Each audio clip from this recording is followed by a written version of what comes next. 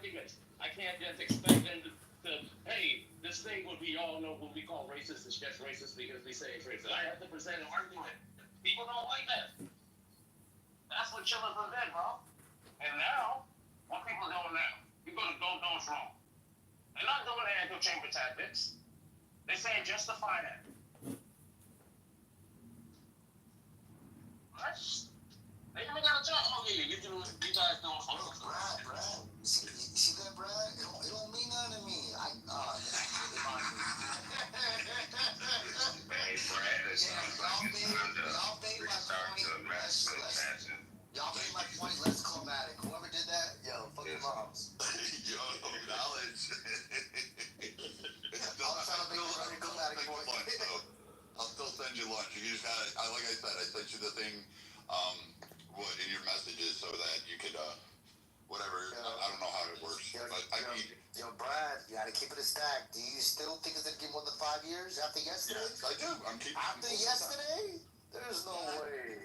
Yeah, I think the jury's gonna come because you know what the jury's just seeing right now? They're seeing a deviant. You are watching the jury. All you have to do is look at the jury. The amount of disgust that they have on their faces that you can see, that's all you need. That's why P. Diddy keeps looking at them and keeps judging because he's all nervous. That's why his legal team is there. That's why the judge had to say something. So that's all you need to know. The jury is disgusting. Brad, did you hear the cross-examination yesterday? Did you hear it? Listen, unless it's Johnny Cochran, it ain't gonna do any good. It's pretty much Johnny Cochran. He got Johnny Cochran's brother, father, cousin, uncle. He got the Johnny Cochran team. He got all the elites. Anyways, did you hear the cross-examination? I didn't hear the cross. I'm telling you right now. Bro, it was bad. It could be charged. A lot of charges. They charged them for, in this specific cross-examination yesterday, we're talking about sex trafficking. One by one. Yeah, just this one right now. They're talking about sex trafficking when it came to Jane. In this specific scenario, they're talking about Jane. She was getting her ass in the car. Yeah, yesterday they showed all the messages, the voicemails, and yeah, she ended up. Just know that. And I asked her question for a reason.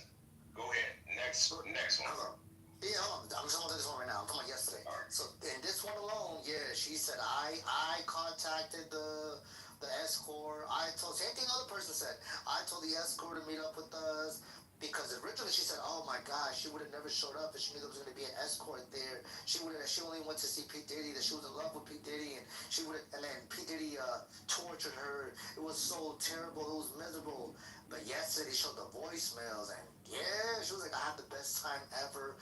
It was the best experience ever. Even the male escort, between the three of us, we were the dream team of the NBA. I mean, oh, bro, it was bad." And they asked her, they were like, "Oh, okay. You were forced to be there, right? Were you forced to receive those I forgot the name of the bags, but some expensive bags." They're like, it's kind of about the price of the Birkin was the first one, but then he said a different one. I forgot what the second one was. And they're like, what about this bag? And she's like, the price of the bag is not what's important. It's about how much does my body cost. And bro, they showed everything with her, talking about how blessed she was to be with him, how in love she is, and it did not sound like she was coerced in any bit through the information gathered from the P. Diddy team. Bro, that's all the witnesses, bro. All of them fucked up, bro. Like I said, this case, bro, the lawyers on Diddy's payroll, bro, they did their job, bro. I don't think he's going to be sentenced a hard time, bro. Yeah, the worst thing is she was on trial for, I think, 3 or 4 days straight, just talking to the prosecutors. And they built up a good case, and they got destroyed just like that in one day, just like Ron. Okay, so what do you think the jury is looking at, though? Right now, they're hearing matter, though. Yeah, it does matter. They don't have the final say, so the judge can vacate the ruling, bro. So to the jury, he believes. Yeah, you could. How often does that happen? A lot, actually. Oh, no, not in cases like yeah, this. in highly politicized cases, yeah, it happens all the time. Name one. I'd have to look at one. Top of my head, I can't remember, but I can get some cases for you. Because I can't recall a highly publicized, highly watched,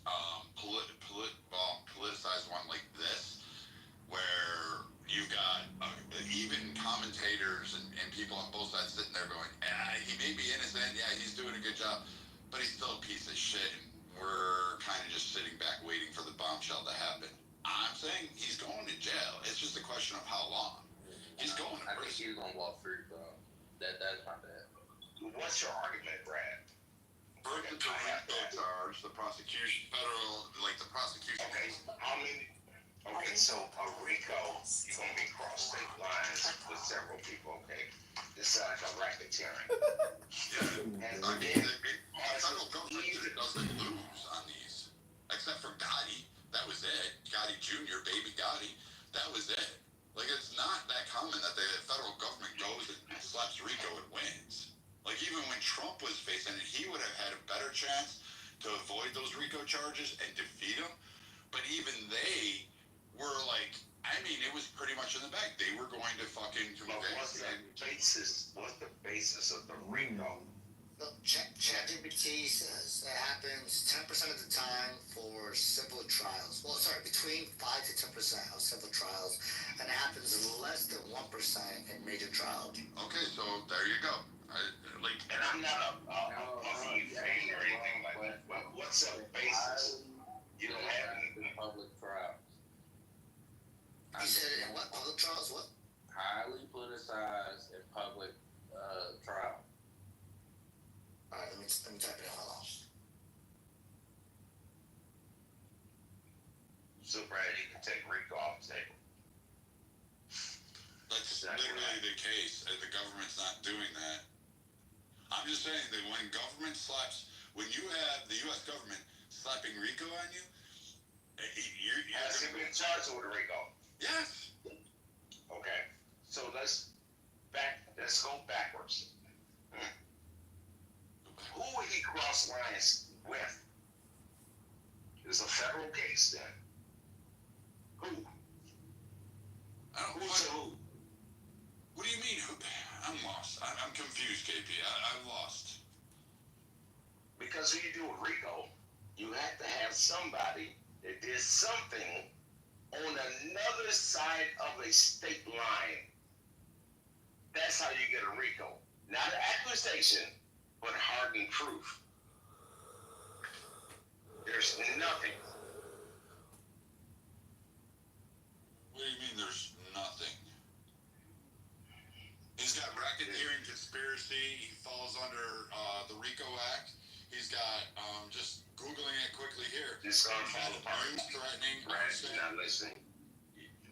He's got an empire literally outlined here by the federal government, and they're stating that he's got racketeering charges from sex trafficking, allegations of force, fraud, and coercion, transportation to engage in prostitutions. He has pled not guilty, but he has many more charges, and that's just But the these federal. women were Wait, hold on, man. Then he's got state charges to face after this. After this trial, he's got state charges. The fucker's going to jail. maybe a state, but Going to if jail? I pay you to Motherfucker's do already something, in jail. and you agree upon that, and you get your dumb ass in a plane or a car to go do that, that case is over. You agree If to that. it's for sex and prostitution, no, it's not. It's against the law. Now you can have a man act or some bullshit if colorism. It's a hard case, man. It's hard. No, because If you really look into it. Matt Gaetz is being prosecuted, and they're trying to draw that one in, and they're trying to slap him on for transportation and engaging in prostitution. Okay, I'll tell you what. If it's a RICO case that he get charged for, I would send you 99-cent can of Coca-Cola. There we go. I don't drink soda. I don't drink that soda. Okay. Well, a bottle of water or whatever. Sufficient hooks. He's not going to get caught. No. Ladies and gentlemen, this is the snippet of the conversations in the Masculinity Mansion. Yo, Brad, did you make your bet with knowledge? Wait, hold on. So I'm trying I'm trying to word it in many different ways. The last question I just asked, can you give me an example of when a judge has overturned a decision from the jury in a highly publicized trial, and it's giving me a bunch of examples. It's saying like, let's talk about Rodney King, 1990s.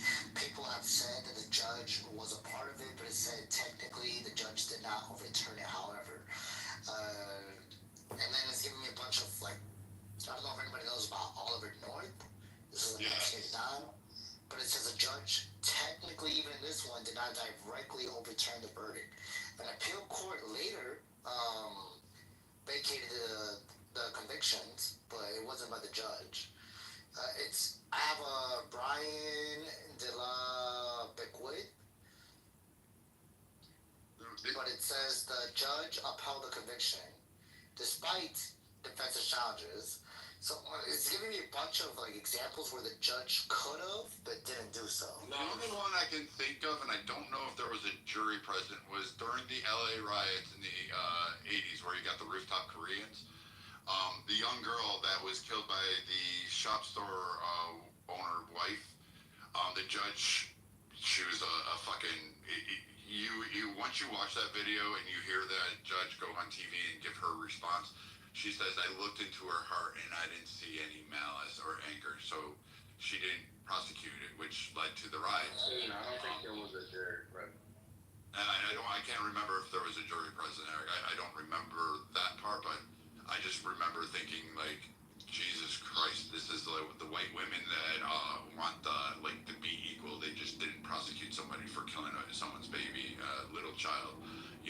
Just let her off for no fucking reason. And she, for what? An orange juice? Like it was okay to blow her head off for fucking orange juice? Get the fuck out of here. They should have. Hold on, So Brad. hold on. That was a fucked up case. Now, let me just get clarity I'll wrap the concrete. real quick. Yeah, can I speak? What up, my guy? How you doing, What's boy? Let's get. Where was I? So, Knowledge, just to be clear, because I already heard Brad's position. He said the nigga's guilty going to jail. What's your position, just so I'm clear, because I want to track this. Oh yeah. So me and Brad do have a bet right now. It's a high stake bet, and his bet means that Diddy has to get a minimum of 5 years and up in federal prison. That's Brad's position. If P.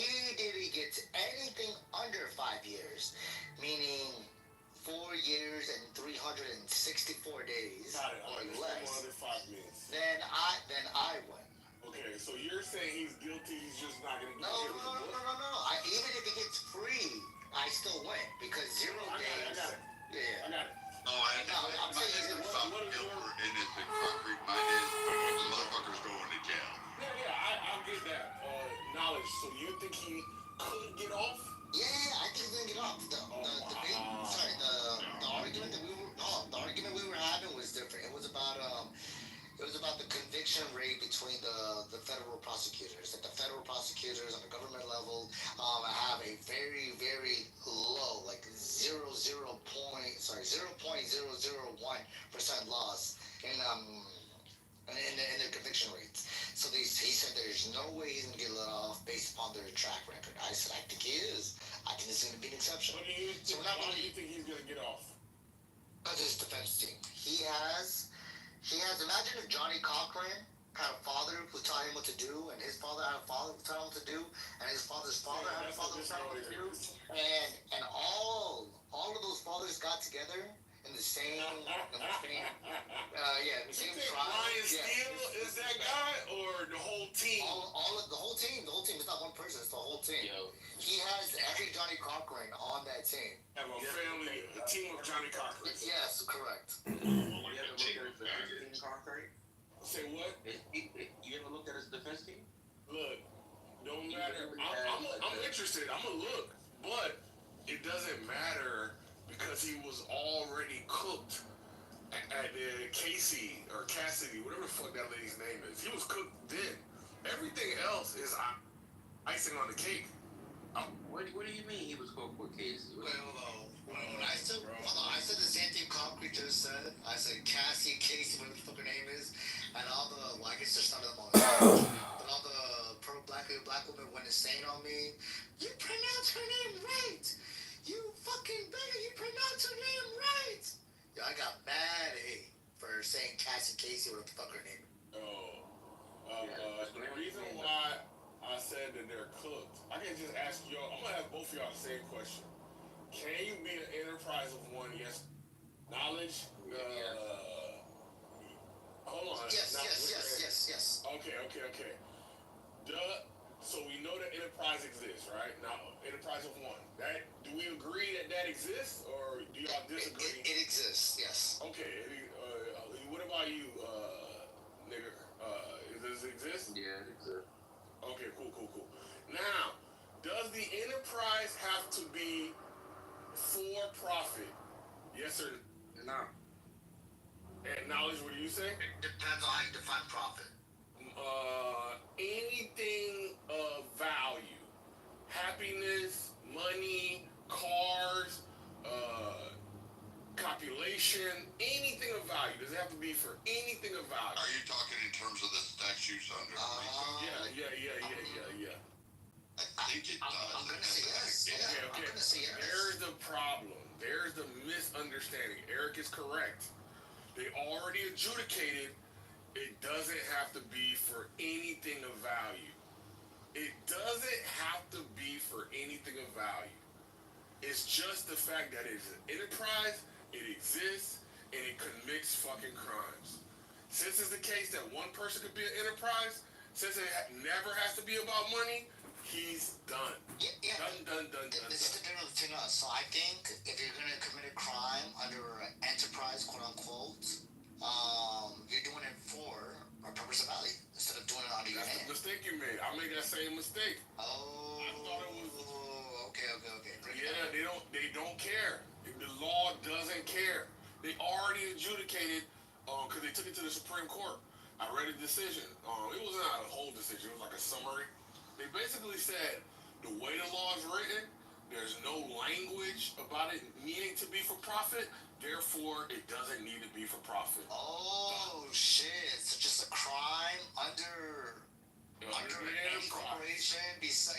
Oh shit! Knowledge, you're gonna be down here. That's a big. Bro, that shit fucked me up, bro. Yeah, me too.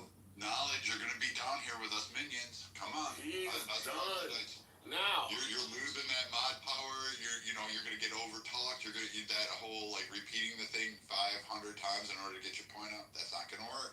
You're gonna have to go one-on-one, naked and afraid, in the fucking goo with all of us. now Eric knows this about the enterprise, and he knows this about the profit not being a necessity.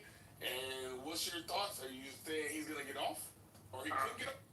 Yeah, not like I didn't say he was gonna be not found guilty of like certain charges. I think that the Rico one, I think they got him on that. Like, I think they've proven that.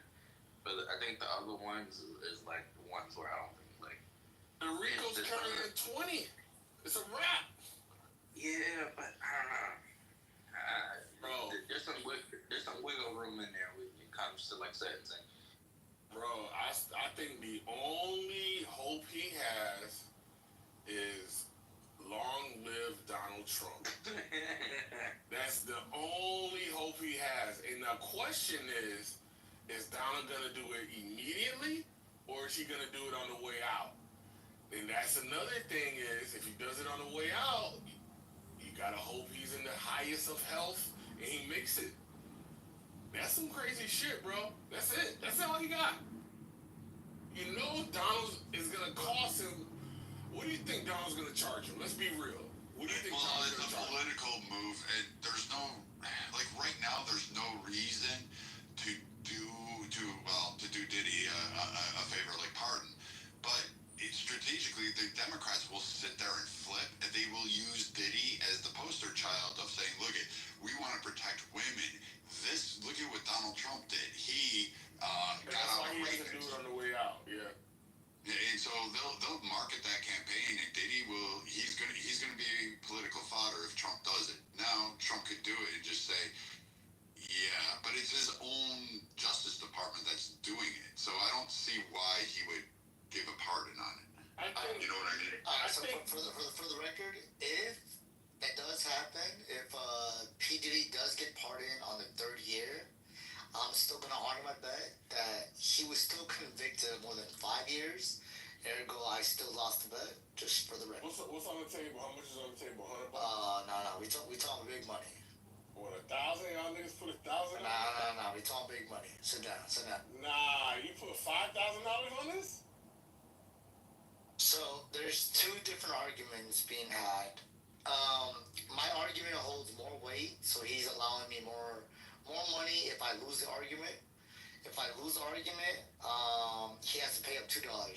If I win the argument, he has to pay up $1. Oh my God. Anyway, where was I? Wait, and also there was I believe there was a meal involved, and you lose my powers for a week.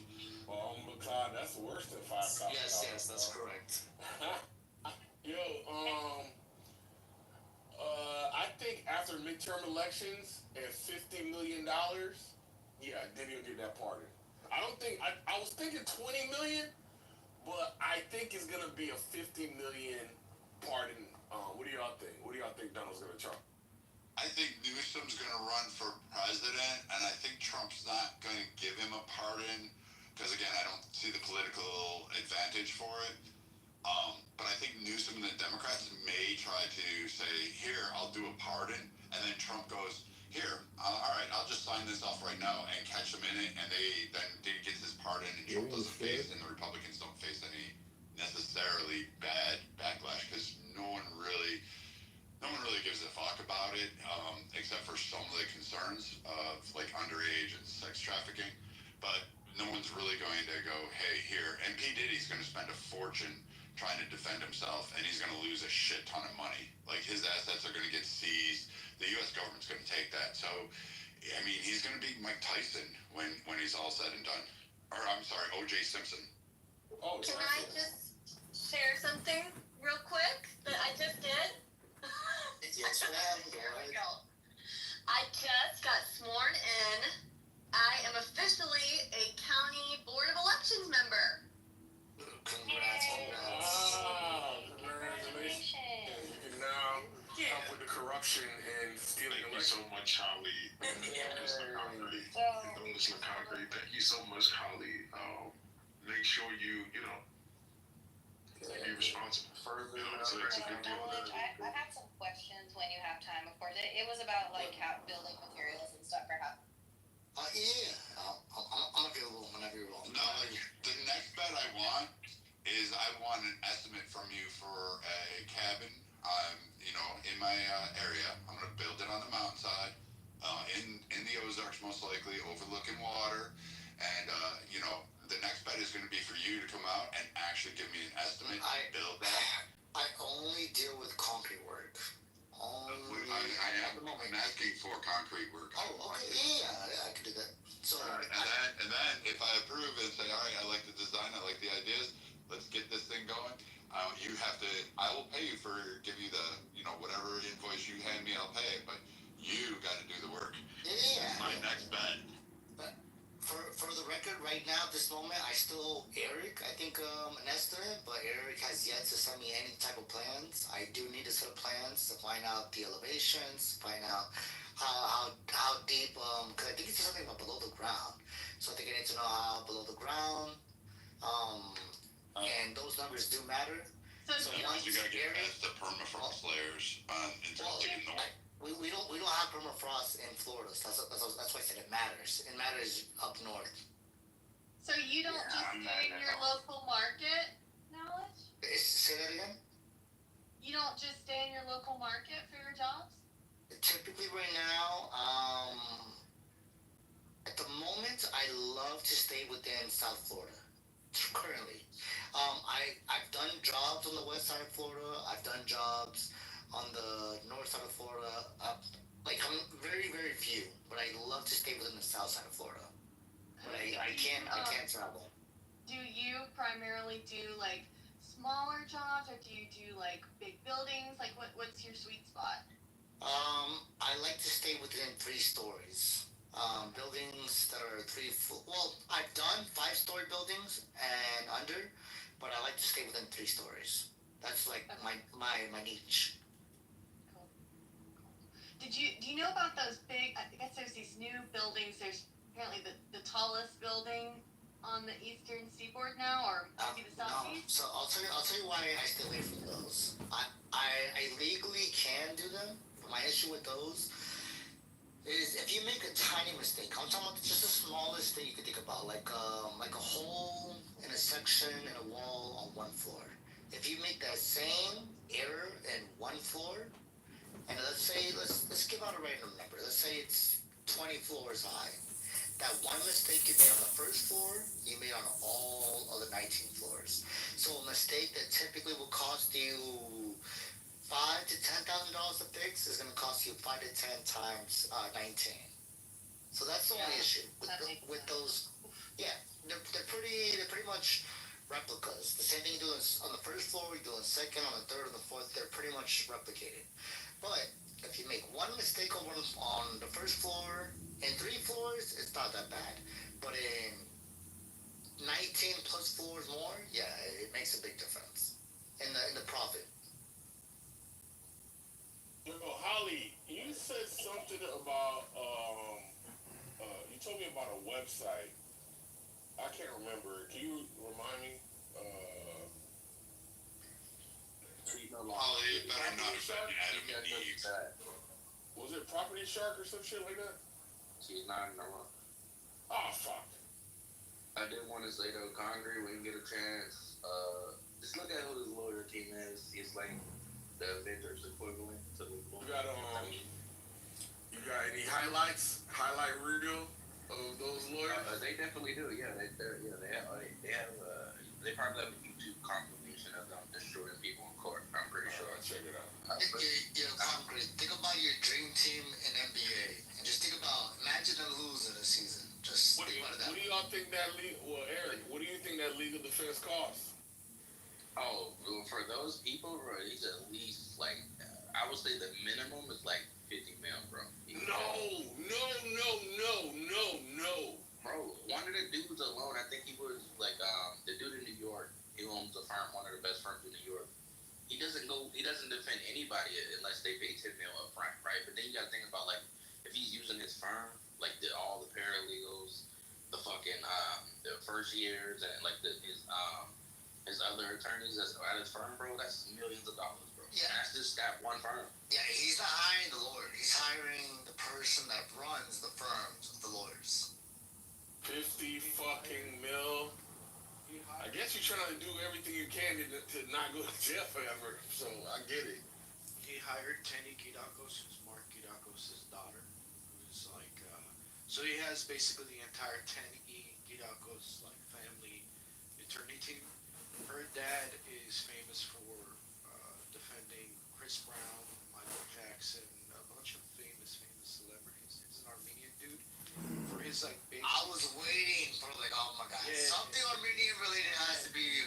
Where's it at? So he sued New York Life, right, for life insurance policies that were taken out on genocide survivors. I gotta ask you. Hold up, I got slapped. After you. All right.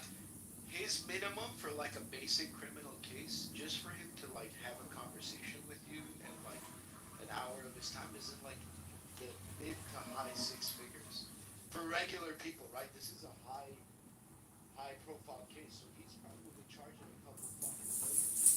Have his daughter on, not even himself. His fucking daughter. Yo, Eric. Hold on, I was next. I was like, oh. Yo, Hank, how much research, how many years did it take to know every Armenian that exists? Bro, there's like 6 of us, dog. Didn't take the. Nate, knowledge. What they have is called a WhatsApp group where all the Armenians discuss Armenian issues in Armenian time. Yo, we bring up a director. He's like, oh, I know his cousin's cousin is Armenian, which makes him 1/3 Armenian. We can talk about someone who owns a restaurant. He's like, oh yeah. His the person he took the loan from was an Armenian, and that makes him reliant on an Armenian. We can talk about anything. You will find out boxers, trainers. Father was an Armenian. Like he knows every Armenian in the world. That's a lot of dedication, a lot of research. Let me just. There's literally 4 of us, bro. That's all there is to do. Before we go back to Glazing Armenia, Eric, I have my own idea why you have multiple attorneys. I had an epiphany the other day. I don't know if I'm right, but what's the value of having all these different attorneys? Go ahead. Because when it comes to like certain trials, you need people that are good at different things, right? Right. So in Diddy's case, you would need somebody that is an expert in litigation, somebody that's an expert in federal law, right? Somebody that's an expert in like defamation or something like that. But like it all comes down to like the specialization, and I think that's like what he's done. Like if you look at the people, they all have like they're at the top. Like they're like all Michael Jordans in their specialization field when it comes to the lawyers. Got it. When they're sitting at the desk, and then they're taking notes, and then somebody leans over to somebody. Are they sharing ideas? What? I mean, I know it's hard to tell exactly what they're, but what's a general idea of what's going on as you're sitting there, listening and whatnot? Well, you said if I was a defense. Yeah, what are they? They're all sitting there like, are do they already have a game plan, or are they thinking about things spontaneously? No, they'll be crafted. There's probably at least like 200, 300 like fucking junior attorneys and paralegals that's like doing all the research, and they presented it to these people, and they strategized a plan that they were going to do. So like all they're doing when they're in the trial room is just like reading off notes and following the plan. You need 200 people to do fucking research, bro. Because, bro, that's a Hired Brian Steele, bro. Brian Steele's the guy that got Young Doug out of that case, right? The YSL Rico case. Yeah. It's the New York attorney Eric is talking about. That charge is like fucking 20 mil just to sit down with him. He has one of the most powerful law firms in New York for criminal defense. He has himself probably 200 people that work for him. And these guys like pump out cases constantly. And these like paralegals and like junior partners are out here doing hours and hours of billable work because that's how they get paid too. And he's a badass. This Brian Steele character's a fucking killer, dude. Yo, look, I'm gonna just name some of the people on here. No. Why do you need 200 people for research on one case? So he can do more. Because that is a reason. Because like case law and like research, it takes a lot. 200 people. It's getting easier because of AI. Like Westlaw and LexisNexis, they implemented AI, but it's still in its primitive stages. But like when it comes to like large trials, you gotta attack multiple theories and like multiple angles at like simultaneous times. So like you would have to do all the research because not only are you trying to defend your client, you're trying to counter each punch that the prosecutor might throw at you, right? And so like that's why it takes so many. Let me try to answer all. Let me answer that question, please, differently. Yo, if you saw what happened yesterday, they had a counter response to everything. There's no way one person sat up at night thinking about this. No, they had 10,000 different questions to ask her that all made her look bad. And we're talking about Jane. Jane, the person that I cross-examined yesterday, it was bad. I mean, really, really, really bad. It was so bad that after, I think it was 20 minutes, she asked the judge, can I please get a break? Can I get a break? This is too overwhelming. And they allowed it. And she came back in and she still kept getting clubbed.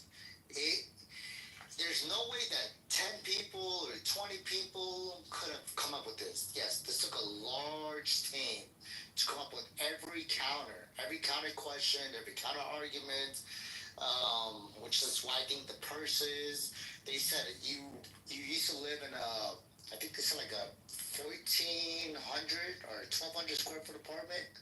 and after you met Sean Combs, you ended up being in a 2,400, like 24,000. I forgot what it was, some crazy number. Square foot apartment. Is that correct? And she was like, yes. So, okay. So why did you not just say I don't want this apartment? Why did you not just say I want this bag? Why did you not just say I don't want this allowance? Why couldn't he have done any of this? And it was bad. Yeah, but I just take it that why couldn't 10 experienced people, Eric, are you? Because there's so many angles to look at it from, Concrete. Wait, hold on, Eric, are you being hyperbolous when you say 200, or is it 200 clocking in motherfuckers on this job? Maybe I am a bit hyperbolic, but I would say at minimum that you probably like a caliber case like this, you would need at least 80 people, right? And that's including like the junior attorneys, like first and third years. Then you got the paralegals, then you got the assistants of the high level attorneys, and then you get like factor in like the communication that has to go on between the people. It's a lot of people involved, bro.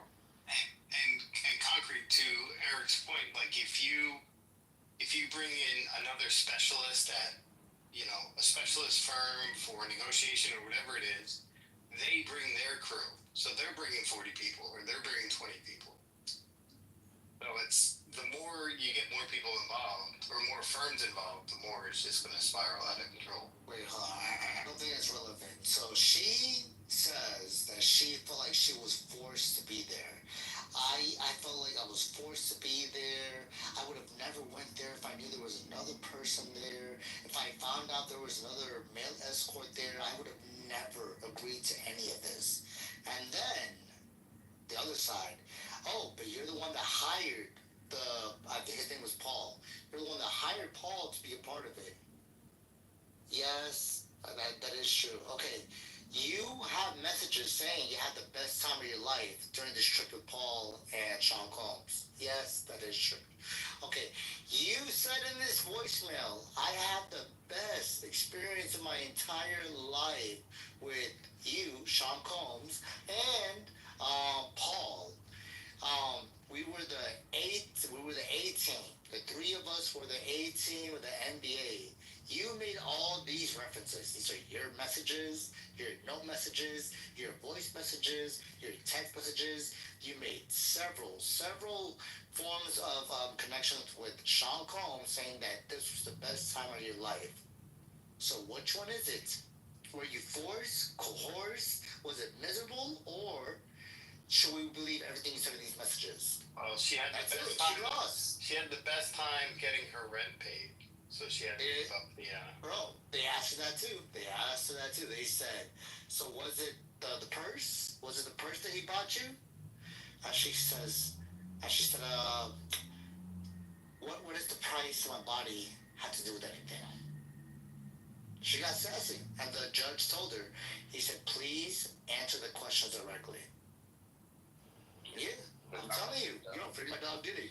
Concrete, but can you really put a price on your freedom? Like, just say you were in his position and you had access to millions of dollars, if not billions. I don't know his net worth or whatever.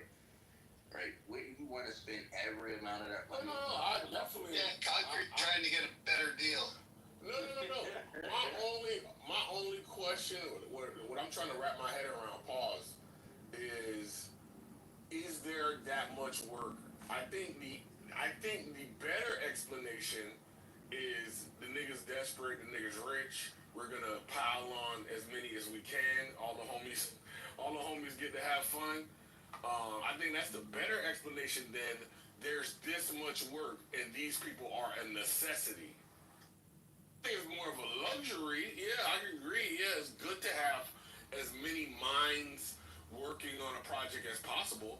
But I can imagine you can get the job done with, an old seasoned white man, a young. If someone has a specialty, and if they're smart enough, to know what not. They're breaking out now. They'll be like, I knew that was Michael. I know his Yeah, I remember voice. that. yeah. So it's like, what? Sorry, I cut out. What I was saying is that, like, if the lawyer is honest, or if the firm is honest, they're like, all right, we're not great on this aspect of the case, so we need to bring in this other team also to help us, and it just grows and grows. Yeah. I get the logic. I'm just saying. RICO cases like alone, just like they tend to have multiple people on it. Like I can't think of not one RICO case that like involved like a high profile person that hasn't involved like multiple high profile attorneys. And that's just always the case. Wait, can I speak? Is there like? No, go ahead. No, I appreciate it. I just wanted to say something real quick outside of me loving most of you niggas in here, not in the gateway. Appreciate it. Absolutely. Hey, come on now, please. Calm down. So we need to, at some point in time, give Trump his credit. I know y'all talking about Diddy. I just want to say real quick though, Trump won the trade war with China. They just announced. Yes, sir. Did you see that? Talk about it. Yes. That's why I came in here real quick, because we don't need to talk about it right now. I just want to say we need to give Trump his credit. A lot of y'all thought this wouldn't happen, but it has happened. The trade deal is being finalized. It is a great deal. Go look at the structure of it. It's really good. Get 55%. China gets 10. For the first time in almost 50 years, America's being treated almost fair. Yep, almost right. First time, yes. This is crazy. I know, right, Knowledge? So that's what I want to say. I still think, Eric, you know, me and you, we still have our deal when it comes to Diddy. If he doesn't get time, you know, I'll give you your money. That's not a problem. But I think he's going to get time. I don't think there's any way against the Fed that you don't get at least some amount of time. Even if it's small amount of time, there's going to be some time that the Fed wants to give him. And I think they're going to get it. So I'll end with that. Yo, this is for Congress. Let me name some of the people that he hired and like what they're known for. So some guy named Mark Angelfino, right? He's the guy that got that dude who like scammed the pharmaceutical industry, and he brought like the Wu-Tang out. He got him off. You talking about Scarelli? Bro. Yeah, him. And he got the Garrigo's family, like Hegop was talking about. He got Teeny and Mark. He has Brian Steele. You know, you already know what he's famous for. Xavier Donaldson, right? He's one of the top prosecutors. He was one of the top prosecutors in the Bronx for like decades. Alexandria Shapiro, ex-Supreme Court clerk, and appellate court specialist. Nicole Westermoreland, RICO expert, RICO defense and sexual assault cases. Anthony Riquero, they just say his name, I don't know what he's known for. And then Linda Moreno, jury consultant, veteran in high-profile cases. Example, Elizabeth Holmes case. Karen Friedman, former chief DA assistant in Manhattan. Yeah, bro, they got, like these niggas is seasoned veterans, bro. Bro, imagine going up on charges that the Italian mob faced, right? And hiring the people that charged the Italian mob to defend you. That's what he fucking did. That's badass. Money buys freedom, and this is the perfect example of it. He got the best Jewish people on his team. He got the Armenians. Everybody you would want as a lawyer, bro. Bro, you forgot Xavier Donaldson's was a prosecutor for a long time in Brooklyn too. The guy's been an attorney for like 40 fucking years, putting mobsters into jail, and now he's defending fucking Diddy. Don't get me wrong, though. The prosecutors have a high-profile team as well, but they're not as good as the defense team when it comes to acting. All their mentors are going against them. It's like master versus student right now, and they're fucking losing. Because I think Diddy's guilty, but his team is so fucking good that they find ways to make these witnesses look like idiots. Eric, have you ever gotten a chance to work with a big dog? No, I haven't. But I've been on a case, a high-profile case. So, yeah, because I was going to ask you, if you did, what is he doing? What is it? What is the better or the best lawyer doing that the average lawyer isn't? They're just the ones coming up with all the strategies, bro, and arguing in court, right? They know, like, they're just like, what is the best way I could put it? Like, it's just like an elder person. Like, they know all the tricks, and they know the ways to get the favor, get way with the jury or the judge or whatever. But why? Okay, so you're saying they're seasoned. Pause. So the question is, if there's 50, 100, 200 dudes with equal seasoning, why is there one that's better than the rest? Because that one takes the judge and the district attorney out to lunch twice. Exactly. As a friend, that one goes to golf and plays golf with the president of the United States, and he has connections that, if needed, he can get you out. That one has buddies in Russia that can get you a passport if you need it. Like, So there's bribery, and then there's legal bribery.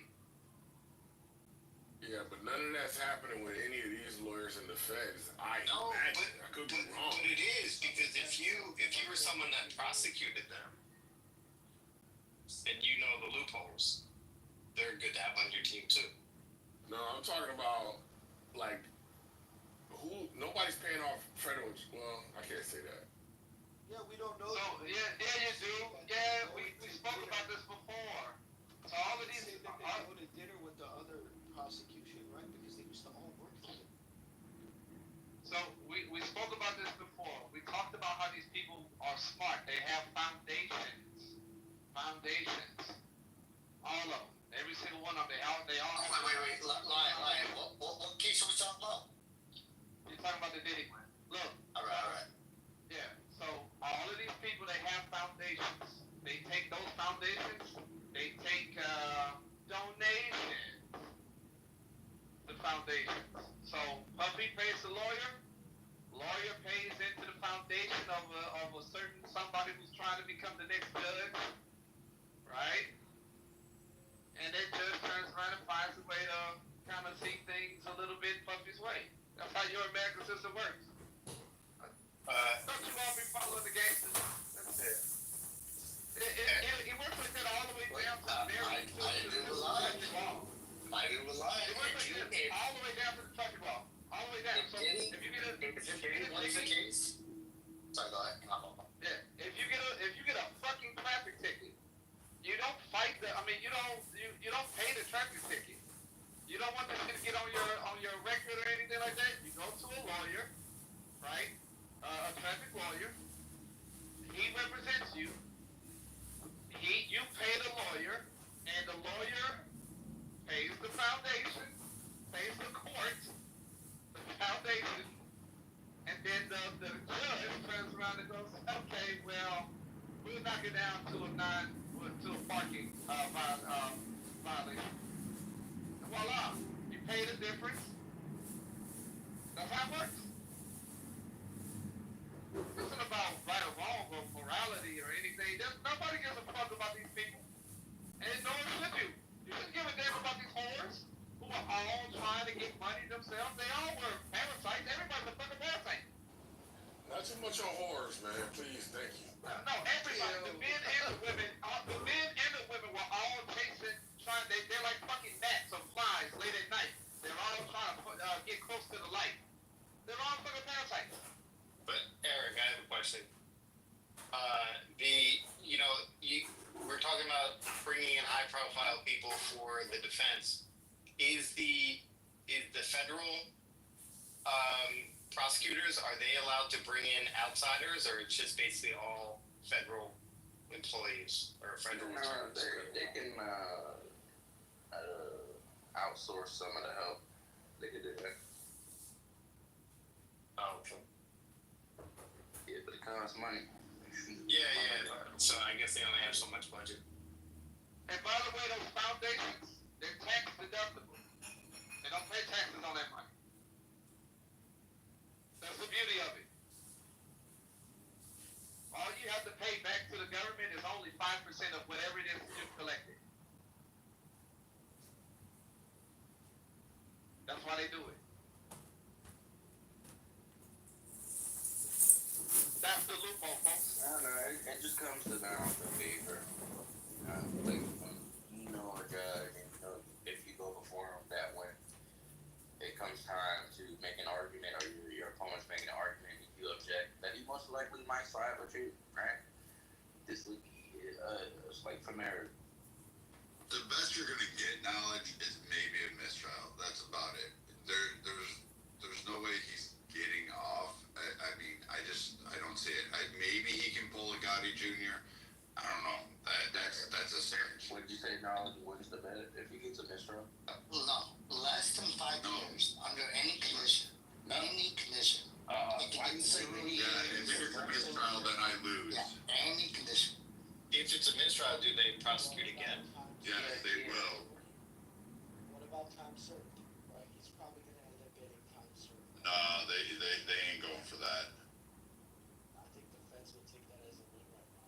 Yeah, the way they're getting their ass whooped. They're looking bad. I think he's guilty as fuck. They're looking bad, bro. No, that's why I told Congress, just watch some of like the expert like attorneys like in this field like explain, like not the ones that's on the team, but just people looking at it, and just listen to like some of their explanations to why they think that the defense team is like most likely to win.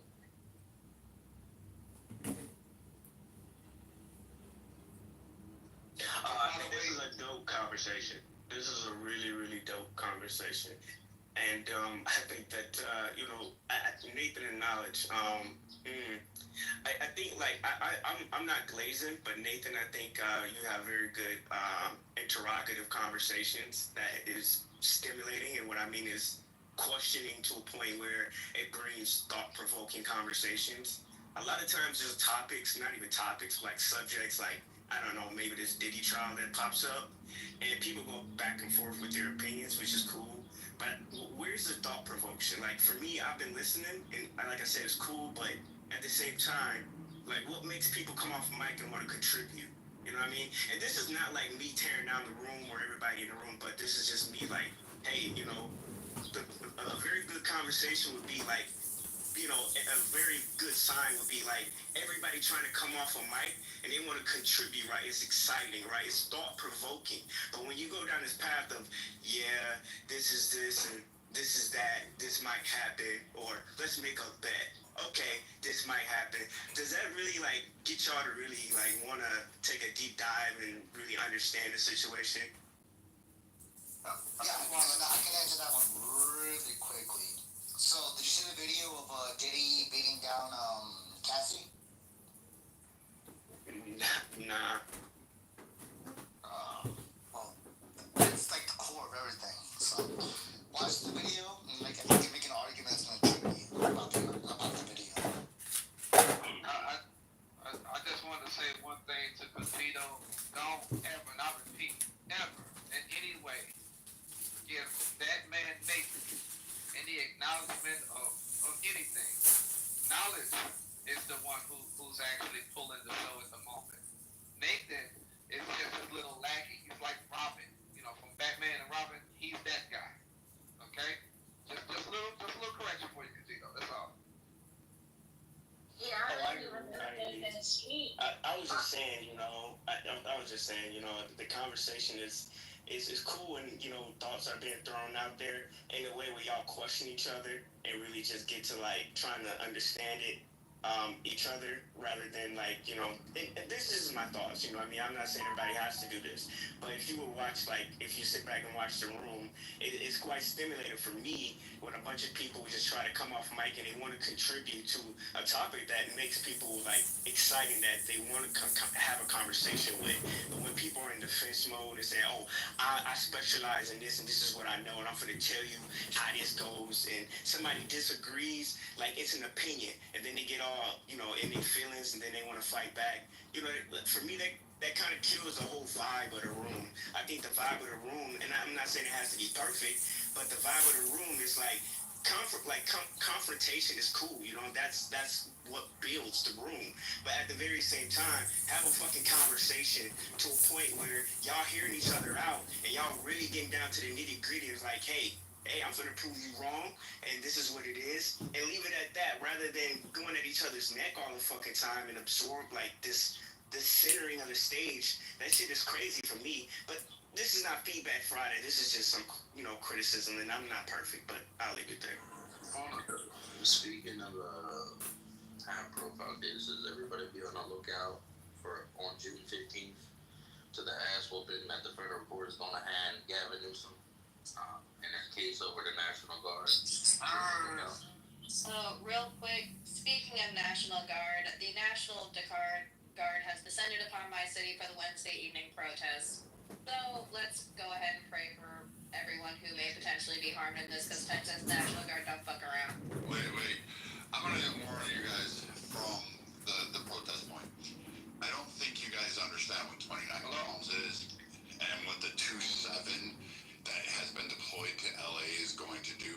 Like, these guys are put, like, take your dream vacation, like your perfect vacation, and flip it around to the opposite of that. Like, this is hell. 29 Palms is not fun. These guys live on soul-sucking depression, anger, resentment, rage. They have been taught war. The 2-7 that is going to LA, the idea that these guys are now posting, it's a laughable, like you'll see them on CNN, like, oh, these guys need to stand up and remember their constitutional oath. They in fact are doing it because they are sitting there saying you are breaking laws, you are attacking buildings, you are attacking citizens, you're attacking doing this. We are defending our nation against all enemies, foreign and domestic. And there is nothing worse than some idiot trying to get in between an angry Marine and his job to do. Like, these guys aren't going to fucking play. I don't like the move, but I think it's going to set up for disaster. I'm looking at something like Kent State, or at least you're going to see a lot of people that walk away thought they were tough with their purple hair and septum-piercing knowledge, and they're going to get rocked. They're going to have, like, nowhere to go, and the Antifa boys, they're going to throw flashbangs. Marines are going to take that as a sign of assault. They're not the police. They're not going to sit back there and just say, oh, yeah, you can throw that shit at us and we'll be perfectly fine, or throw a brick. They're just going to come out, beat you, drag you face down into the concrete until your nose rubs off, and then pick you up. This is 2-7. They are not nice fuckers. They aren't the brightest. They're crayon-eating motherfucking jarheads. But, man, you couldn't ask for, like, God, this, out of all the units in the military, this is the one you probably don't want to see standing up there. You really don't. You want to know what the irony is, Brad? That the majority of the people in that Marine unit is going to be Hispanic, bro. They're going to take pride. I couldn't give a They're going fuck. to take pride in eating ass, bro. They live on fucking Zyn packets, fucking energy drinks, and the ability to beat somebody's ass. That's all they live for every day. And then at night, they drink a fucking gallon of booze and get up at 4 a.m. and start ruck marching and running with all that shit, and then go and train for war all day. This is not fun. Like, a general sometime far away went to the 29 Palms and said, hey, this is hell here. This is nothing can survive out here. And you know what that Marine general said? You know what? This would be good training ground and home men. That's what's going into LA. My friend. Nah, fuck that, man. If you have friends, my or friend. out there, Where are you, just my clear the friend? streets. Even if you're not with the protesters or with the protesters, I just clear the streets. You do not want 2-7. You go face to face with those fuckers. Brad, would be the rule of engagement vis-a-vis the military and civilian American citizens? Well, I think they're still working on the ROEs right now. I don't think they've defined them, but like understand that the rules of engagement for this is if you hit, because this is now federal, if you throw like a flashbang, like what happened at the Fox News reporters, and some other reporters, if you throw like a flashbang from the protest or you throw a brick and try to hit them in the head, their rules of engagement are going to be okay. You did that. We're now engaged, and it won't matter that it's just one person. They will take the entire crowd. They will swarm that crowd and pacify that crowd just for one person's character. It's worse. They look It's worse lights than up. that. So Trump said the quote was, "If you spit, we hit." That was the quote. Like if you even spit at them. That's what I'm talking about. Ass whooping time. About time, man. See, that's why I like when I see strong people in positions of leadership. Like Texas, they didn't have to ask Donald Trump to deploy the National Guard. They see the writing on the wall. They want to become California. So they gonna be asses from the start. There's gonna be no burning down and looting no stuff. Shit. Only California is that somewhere that can. But I wanted to ask. Requit. What's up, John? Hashem is the greatest. I love Hashem. Yeah, this is like a room for sharing stories of divine intervention. Links could be shared as well in the chat. What do you think about the middle, the word she and the word Hashem? Like the Chinese word chi. No, I'm saying that there's a feminine aspect to the divine. You know, the divine is both the masculine and the feminine, but there's a feminine aspect to Hashem. Like the Shekhinah. Yeah, the Shekhinah. By the way, where does the idea originate of Kolo Om Kulo Geshet Sama Grilla Fasi Klal come from? I don't know. I'm not a learned Talmud Chacham. No, that's the idea that the whole world is a narrow bridge, and the important thing is not to be afraid. Yeah. Oh, thanks for reminding me. That's the whole thing. You know, Franklin Delano Roosevelt said the only thing you have to fear is fear itself. So it's like, it's very good logic. He only got in because of his polio. You think he got elected because of polio? Well, I mean, it didn't hurt him because they were hiding it. Well, I mean, he was a great orator. You know, people really connected with him. I think he looks like Mr. Monopoly to me, but I think he's a badass. Some people hate him. Yeah, I mean, some people love him. JFK was all the presidents with three-letter names. Like JFK was a good orator, but he only got in because of Chicago. Yeah, Illinois is a very corrupt state. It's terrible. I mean, Lincoln came from Illinois. That's what I'm saying. It's like we've got this incredible legacy, and it's like, how the fuck did it become so corrupted? I don't know, but the answer may be somewhere in West Riders Park. Yeah, but that's the shining light in all the darkness. Right. My friend Max lives over there just so he can live with the Orthodox community, you know? It's Because interesting. it's safe. No, because he's Orthodox, so he purposefully, he didn't have to live there, but he wanted to, like, live with his people, you know? Well, he probably wants to be within walking distance of a synagogue for Shabbat. Yeah, he's marrying a girl, you know, I don't know if she was Orthodox before, but reminds me I got work I gotta do today, but he, what was I gonna say? Anyways, I'm in a lot of pain over here and I have like a terrible headache. I'm on this medication and it's like, I've never felt like this before. My head feels like... Are you taking Tegretol?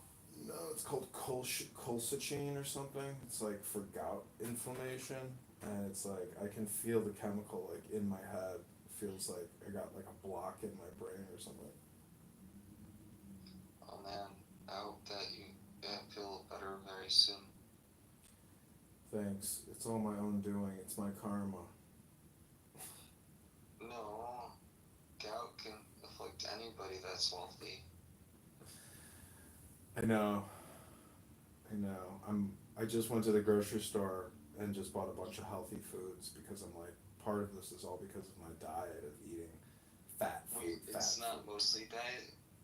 It's probably like it's all diet actually, isn't it? The whole thing is diet. There's no other reason why my health is fucked up. It's all because of what I'm putting in my mouth.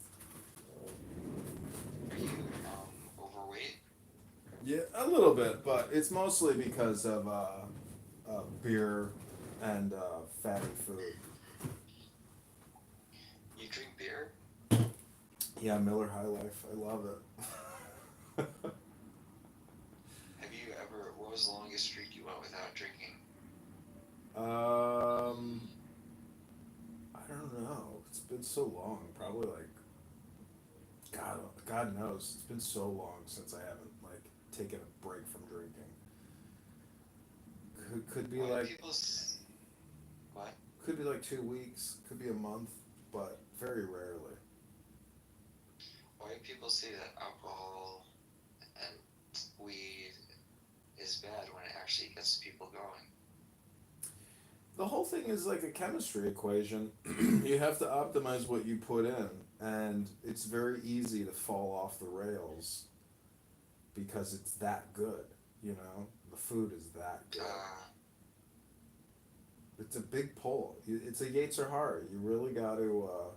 That's why I say Torah can really keep you on the rails and keep you focused and optimize you. So it's like the more time you spend on Torah, the less time you'll spend on these other things, or you'll refrain from them because you have the programming to refrain from them now. It's just like a 1-2 punch. It's like you can only attend to one thing at a time, and if you're attending to a good thing, it'll help you for when you're not attending to it too. Mathematically, it could be you could state it like 1 + 1 = 3. You know, that'd be like one way to emphasize it. Oh, I like that. Ramones! Hermes, welcome. I'm sorry your people are going through this mass deportation, but there's nothing you can do to stop it, Hermes. It's not the first time. They even made a whole movie about it. It's called Born in East LA. Remember with Yeah. Cheech? It makes me angry because it's like I like Mexican people, but at the same time I feel like that is honestly the crimes of the government. That's not where they start. At the very top with all the spending, it's like I believe in these deportations, but I also believe that there's bigger issues that should be tackled first, and this is not like the biggest issue. The biggest issue is the debt and the fact that we can't stop spending and borrowing. It's insane. It's like we all go to work all day long and the country's totally broke. It's like don't just turn the ship around, shut it down. Shut the government down. You know? Like, we have to go back to fucking 1780, maybe. I don't know. I could be crazy, and what I'm thinking would be a disaster. You know, that's why wisdom comes into play, and you realize there's not a speck of dust out of place, and you're like, okay, why am I even talking? Well, let me tell you this. Let me share this, and I think you know this about me and how I think about this, but I'm all for regulating and controlling our borders with immigration. And I'm all for arresting criminals and deporting them back to their country of origin. I'm all for that. What I'm not for is when you give a person entry to the country through asylum, like this mother that they videotaped she went to her court hearing because she's had been doing her checkups because she'll get notification, hey, we want to interview right, an update, and so she would show up, and now she's getting detained, arrested, and deported, and they're ripping her kids because now she's had a couple of kids here, right, and so she's doing the process that they outlined, that they give. This is the process. She's going through it the right way, and they're breaking her family up. So now her kids that are born here in America are probably going to be put into foster homes. That's the problem I'm having.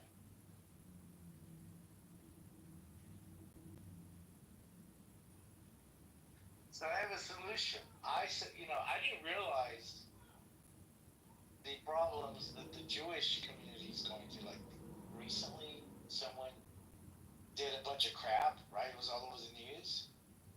And I found out, I went into El Normo's room one time. They were talking about it. And Abby was talking about it. And, what's his name? Gary was talking about it in his room. And I didn't realize that was going on. And I see it on the news now, right?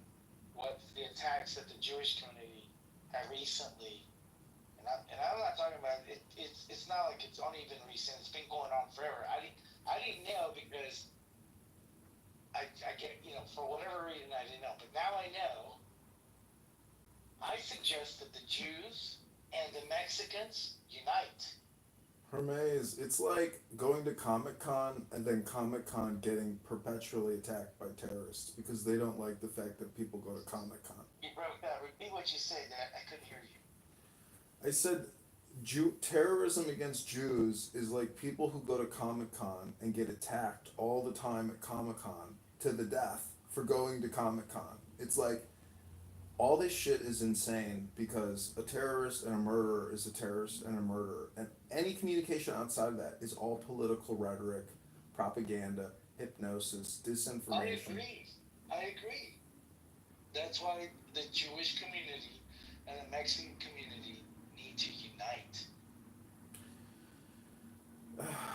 I don't know, the Jews do so much already. Like, they put up buildings in Chicago, low-income housing buildings. We build them. You guys bring the money, we'll build it. Anyways, my friend is here. Do you know who Hashem is, Hermes? No.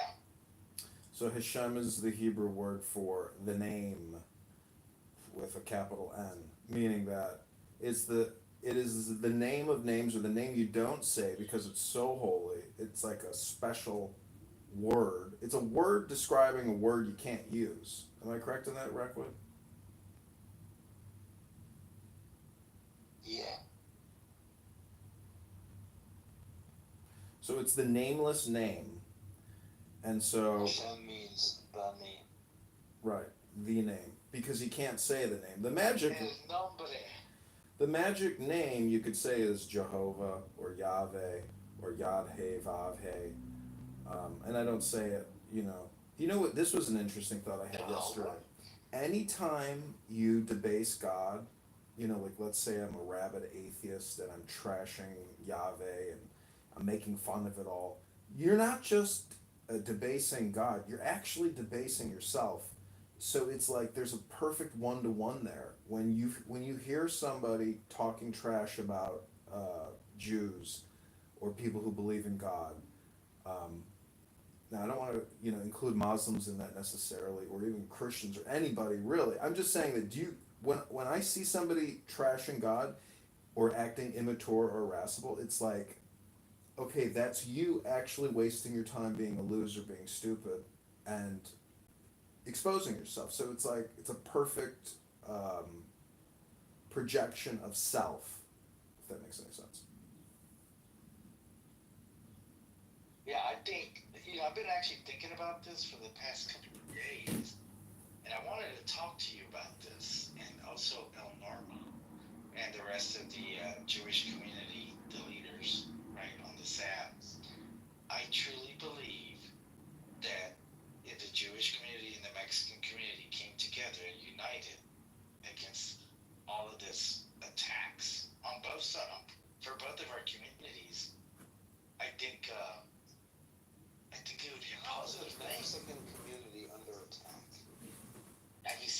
This is politics, my friend. Yeah. This Well, is well, politics. Well, yeah, it's also hypnosis. It's also comedy. Well, see, what Hermes doesn't What's realize... happened in California? Hermes... Wait, but are Mexicans being attacked in California, or are the crazy protesters on the street being attacked in California? Mexicans. They're targeting random Mexicans. They're like, hey, look at this Mexican. Get him. Yeah, that's exactly what they're doing. They're coming at, they're profiling people, right? So if you look Well, they profile, yes. if you look Mexican, You better have your papers. exactly. But why is that bad? Well, here's the thing. You pull out your real ID, your birth certificate, your passport,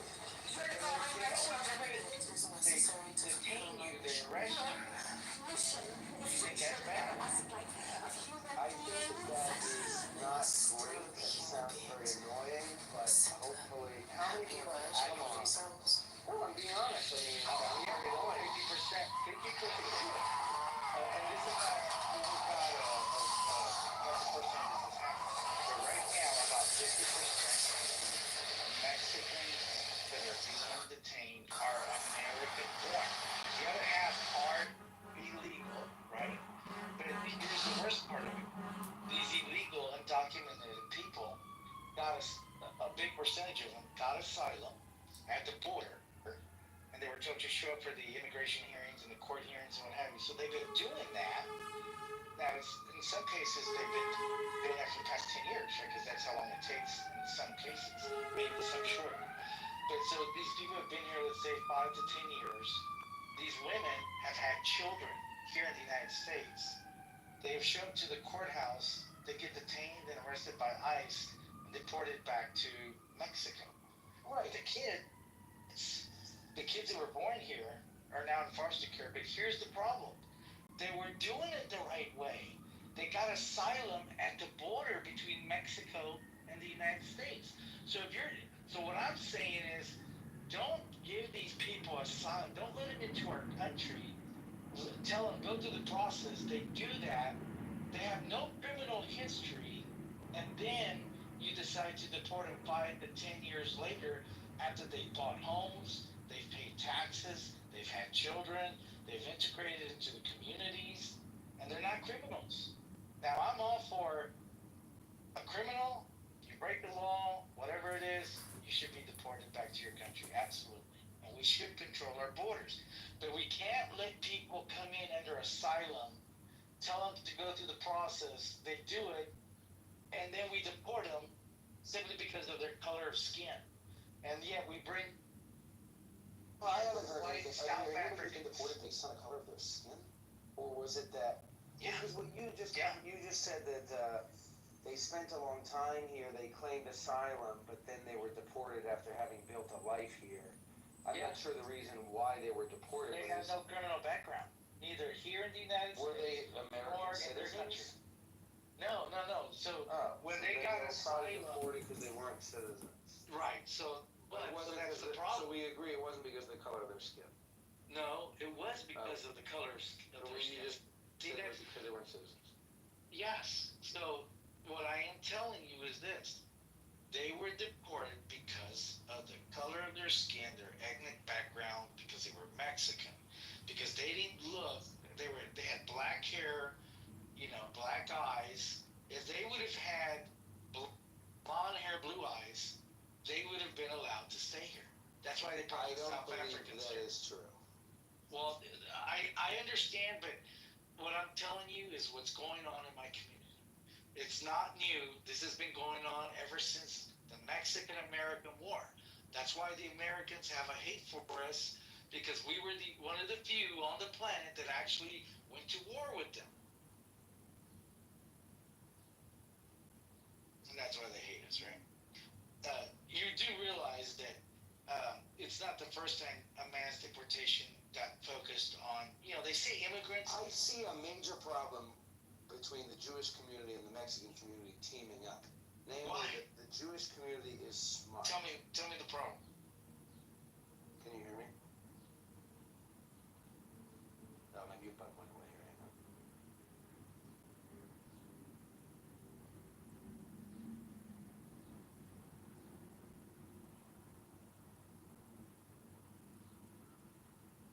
next time it happens, a PTR may be able to fix it. I'm not sure though yet. I have to test it.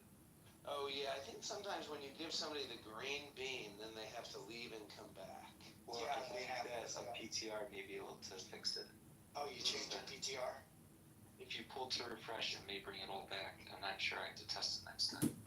I know that it works when the chat goes buggy. No, actually, I don't know. I've seen it work with the mic button sometime.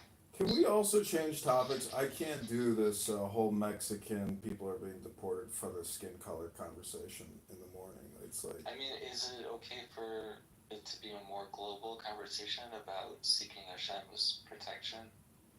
I mean, I'm probably gonna create my own room and read Tanya, you know, now that I got my coffee and my herb. But I'm probably gonna go visit that.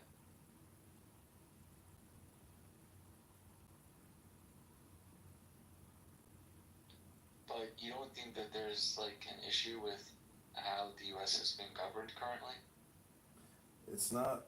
Of course he does, but it's a waste of time to talk about it. Yeah, it's not a new issue, dude. I mean, I think since George Bush, I don't know, maybe things have always been fucked up. Like the fact that we've been doing military interventions around the world, it's definitely been fucked up. I Have mean, you ever yeah. considered the possibility that industrial civilization is itself inherently exploitative? I was talking to, yeah. Do you know that our life expectancy has gone down because of the collateral damage of nanoplastics that are a result of industrialization? Yeah, that's a shame. Do you know that we used to just hang out naked in the woods, fucking and sucking each other and eating oranges and mashing beans? I mean, it's funny that there's like a microparticle plastic, but just go to the grocery store and just look at what's on the aisles, and you know, and you're like, oh, it's not just the plastic. It's all this fucking poison that people buy and call it food. It's just fucking shit. They say when you enter Joel Osco to do the U, to just walk around the outer. I know, but nobody does the U. I do the U. I did the U. I go in for coffee. You know, strategic in routes for high value items mixed in with all the box processed Do you powder. guys know that broccoli and cauliflower are the same plant? I always kind of suspected that. I like the taste of cauliflower more. Well, you're a fool. That's not true actually, because you can say I like Great Danes more than Chihuahuas. No, I am kind of a fool because they say that green items are filled with more micronutrients. I love cauliflower and broccoli. I think that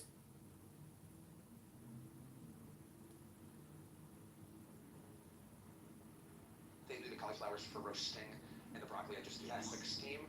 But let me tell you, Brassica oleracea, I can put the link in the chat, or others type it, but Brassica What if they would oleracea. Wait, let me just tell you the list. Oleracea. It's broccoli, cauliflower, Brussels sprouts, collard greens, kale, kohlrabi, a cabbage. All of these are the same plant. Botanically, they are all the same species. In the same way that Chihuahuas and pit bulls are the same species of animal, they're all actually what is it? Canis lupus, isn't it? Canis lupus familiaris. Doge, could you PTR to see if your mic button works? It is Canis lupus. This is a dog. The dog is a wolf. It's a Canis lupus. Canis lupus familiaris. So anyway, even when you do the U and you get broccoli and cauliflower and cabbage and Brussels sprouts, and every night of the week you have a different vegetable, you're actually eating the same vegetable every night of the week. Canis That's why you gotta get it's a tautology. What do you mean? A tautology is like saying it is what it is. Oh, I guess so. But you gotta get green beans and asparagus. Yeah, are you vegan? No. So, do any of you have like a special tefillah for divine intervention? I don't know what that is. A tefillah is a prayer. I just say Rabboni Shalom 1,000 times. Count, which literally means a miracle. Every time we speak to God, it's a miraculous engagement. Yeah. I mean, what do you think about the love for God? You know, because it's like if you love God, you love yourself more. The more you love God, the more you love yourself. But it's like, how do you create that love for God when it's so easy to forget? I guess it's like, to me, I don't know. This is all gnosis or Neoplatonism in a way. It's like it's duality versus non-duality. I mean, I know I have brain rot right now, but No, like the Gnostics, they railed against the God of the Torah because of this. but I think they're doing the same thing. When people are davening or doing Amidah, it's like they're trying to unite with God. This Tanya book to me is like really explains a lot of this. It's a great book. Can you read some Tanya here for a few minutes and before you start your own room? Yeah. You gotta get a copy of this right quick. I would love to do like a Torah class here, you know, where we each just read from some type of Jewish Torah book, whatever it is, whatever you want to choose, and we all just go for like 3 to 5 minutes and then we rotate. Because this app is total brain rot. And it's so pointless to just have these never ending same conversations. Did you ever notice when somebody like fulfills their pattern and they say the exact same thing, their cliche statement, they say it all the time? Some people say like. Some people have their little repetitions, and that's why I'm saying like reading a book to each other is like a way for us to update our software. Yeah, that's awesome. Can you do the part where he talks about that thing we were talking about earlier of the whole world being a narrow bridge? Yeah, I think it was like 50, or what number was that?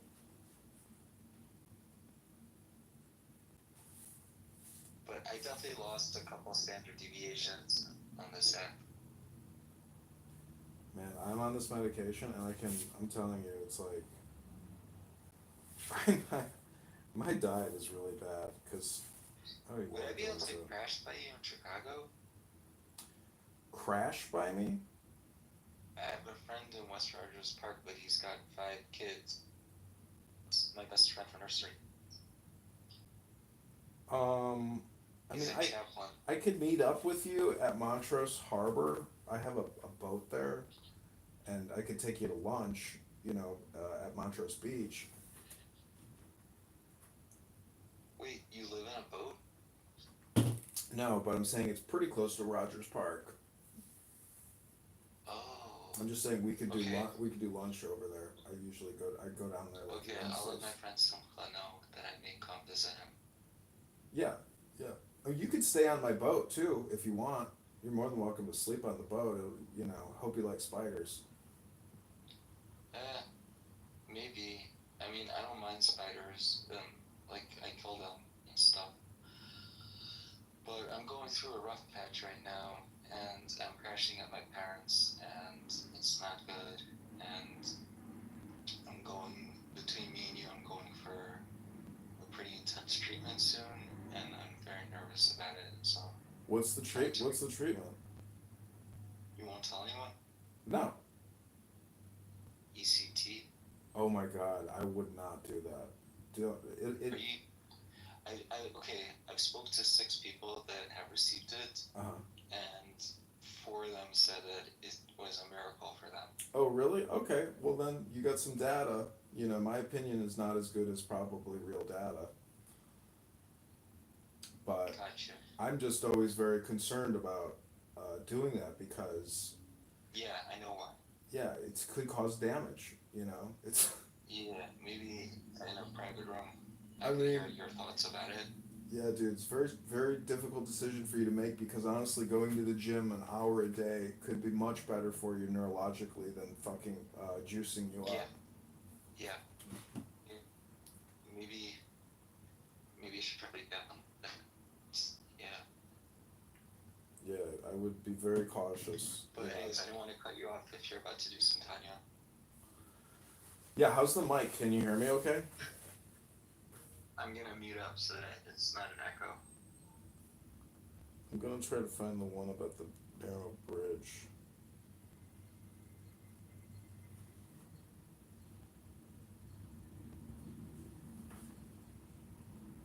I don't want to waste any time, so let me just read the way of friendship. This is number 46. There is yet another direct way to God that is near to you. This is the way of friendship. Revealed in the verse, as water mirrors face to face, so the heart of one mirrors the heart of another. As love between friends.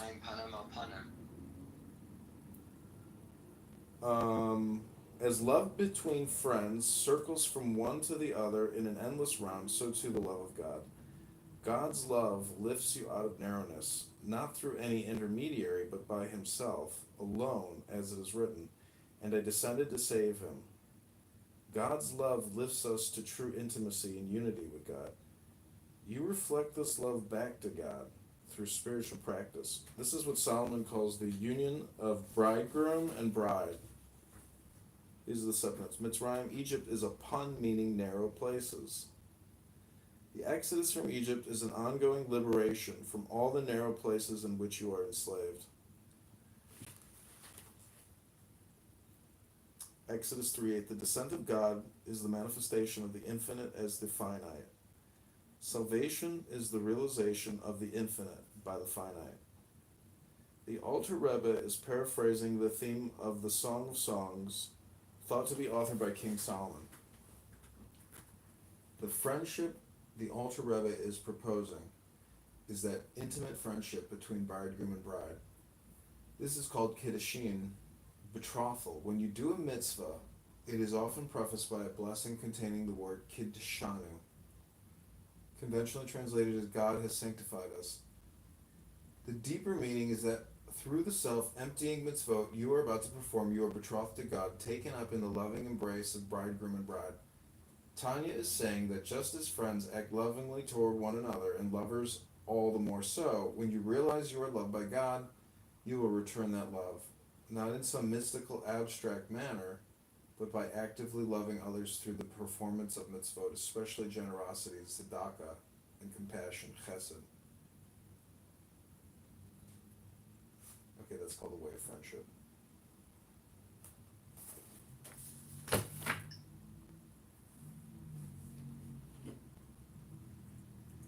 Over to you, Tom.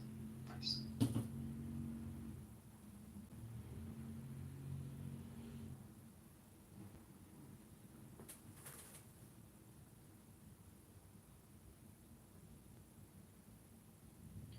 The Alter Rebbe went to either Freud or a very close student of Freud's on one occasion.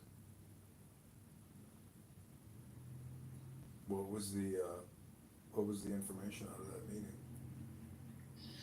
If I remember right, and it's probably available online, the analyst told him that if he gives himself over to communal work, his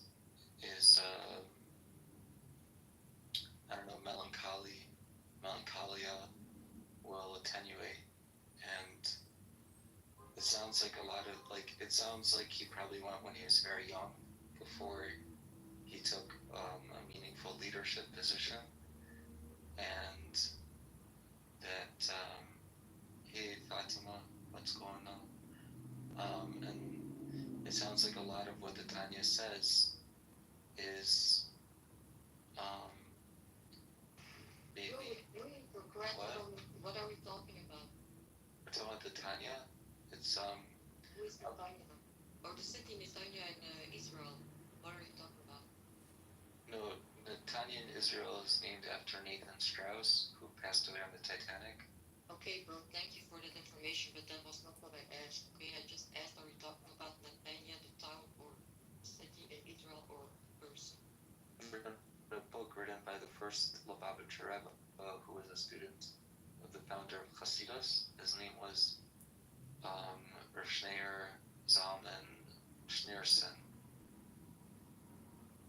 Yeah, so we're talking about that. It's about having a loving relationship with God.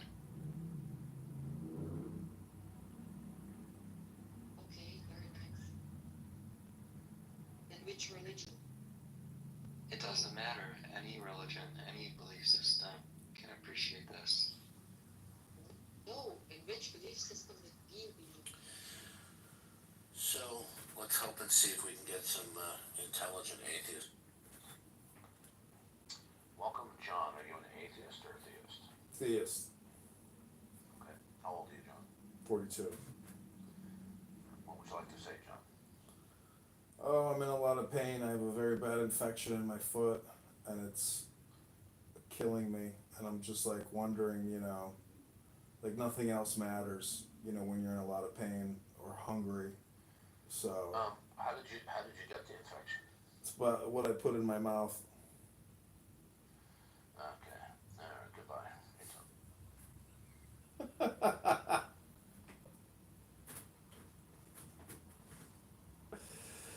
That's what I put in my mouth.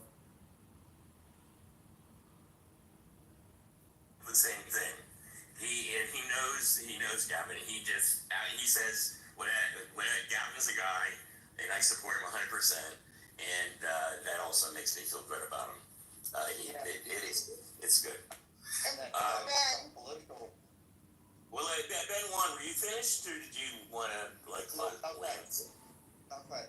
But did Andrew Okay. want to put something? I just wanted, no, after you, Ben. I was just going to say that I think from a political strategy perspective, Newsom was always considered as coming from pedigree, well-off family, blah, blah, blah, and maybe detached from this down-to-earth, blue-collar type of background. What's been happening with this sort of response to what Trump is doing, sending National Guards and the Marine, he really showed his other side. He's really galvanizing people that always on his side because of his background. Because he was saying, hey, Tom, come arrest me. Let's just get it over with. That really adds a very different aspect to his attractiveness as a political candidate. So this is really great news for the political strategists on the Democratic side. Really, Trump is helping Newsom to become a very likely candidate. And the other thing about the protest is that ACLU, I was on a conference call with organizers for the protest. Sponsors like educational educational webinar for how to prepare for the for protest. I think they were very well thought of in terms of giving advices. Is that ACLU, Ben? Yeah, it was. It was ACLU. So I think this protest with the well preparedness and with what Trump is doing is really going to be a galvanizing force for the midterm election to show people that whoever we put into office really it does matter and how to actually galvanize people to vote in the right Republican or Democrat in the 2026. It's going to make a lot of difference. And the thing I wanted to end on is this. Trump got into office largely, one of the main contributing factors was the his immigration stance. Voters, whether it's independent or Republican or even some Democrats, thought that we needed to have a better border policy. We needed to get rid of the criminal illegal immigrants, and that's what his message was. It's clear to me after 4 months he's going after all immigrants. I just saw a news literally a couple minutes ago while I was waiting to speak that the number one TikTok follower, who's an Italian Senegal, a black Italian person, just got kicked out of the country for violating supposedly his visa stay. He was a visitor in the U.S. for a few months or something. So I don't know that. But then to that point, I think this is a message you spread it wide and far with all of your friends or anyone you know. Like, this is not the time. Do not be in violation of your visa rules in any way, shape, or form. And the thing is that he's prohibiting foreign students coming to study in the U.S. That's been blocked temporarily, but yeah. Yeah. Man, but, this he's not live stream is he's killing just it. funding to We're researchers. just gonna do lives all the time. You know what he's doing is that his policies. So Yes, I've it read the really borders Constitution. on I want to xenophobic reread or it even again and like become racial even more racist. learn it. Eventually, Okay, I'm it's gonna end this gonna live hurt stream. the U.S. Impressed with how many people have been watching it. He's himself But I'm and gonna his restart it, so supporters may think, subscribe okay, now. let's get And rid of join all us those back fucking foreigners. in a few Let's just make minutes. America native born again.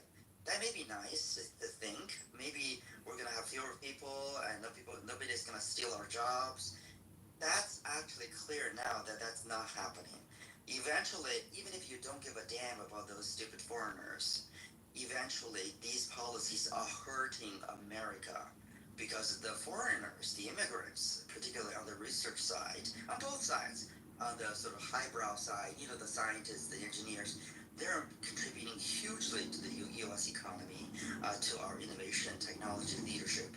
And that's been the case ever since World War II, or even before that. And now we're closing the doors. We're getting rid of these supposedly, foreigners that are not meeting the legal standards for immigration law, and not having them to come in at all. And we're also removing so-called illegal aliens who are not criminal. What they're doing in LA, I don't see if they have criminal charges against those individuals that are being raided by ICE. That's also a very important part of our economy. So on both sides, whether it's highbrow or lowbrow, if you will, what Trump is doing is hurting American economy and, to be honest, our future as well. Because those individuals, the foreigners who are not coming to the U.S., who are being kicked out of the U.S., they're going to go to other countries. And this will cause a potential of the U.S. losing scientific and innovation leadership to other countries. And that is really self-destructive. And this is what I want to drive home. What Trump's policy are doing for the past 4 months, largely it's self-destructive in terms of American interest. And this is a point that I think you need to be made aware of to both people who are against him for political, ideological reasons, as well as from within his own party or even the MAGA movement. And honestly, from MAGA, I'll land my plane this way. I think MAGA is not a great acronym. It should be called MAWA, Make America White Again, or Make America Worse Again, depending on the perspective. LOM. You're the ultimate marketer. I love it. Can I add to Ben's point? We are into collecting comments, pearls of wisdom. I'm adding to Ben's point that he just spoke about immigration. And I'm done, and this is my last submission for the day, so bless you. All right, is your closing comment?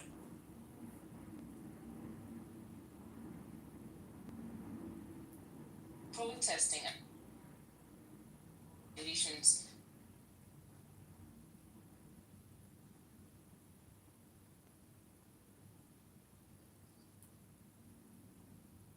Is totally possible. And then in order to not be so bold and rule out non-physical interactions and causes, you definitely need an argument as to why.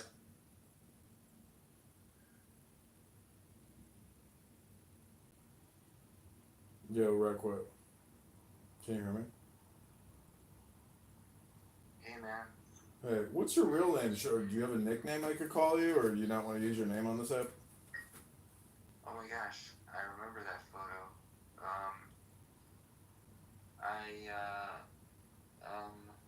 Do you remember me from a few years ago? My name was Jasper. No, I don't remember Jasper.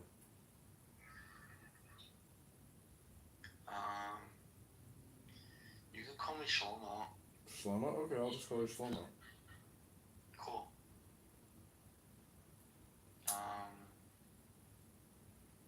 Do you think that photo that you have there was kind of staged?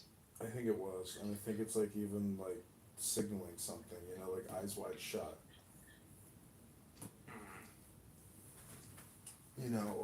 Or like conceal the hidden eye, or it's almost like there's more to it. I think it's a signal. I don't trust George Bush. I don't really like him. I think he's kind of greasy.